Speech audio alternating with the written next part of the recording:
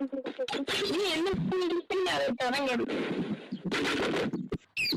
இருக்கும்.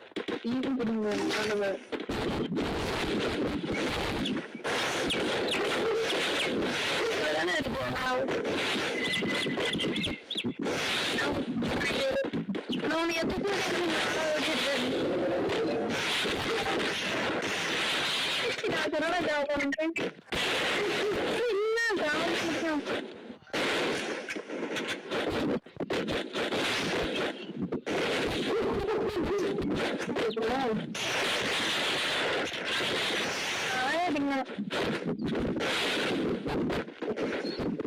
எதுக்கு பின்னாடி போவான்னா அவங்களும் அட்வான்டேஜ் பின்னாடி இருந்தாலும் அடிப்பாங்க.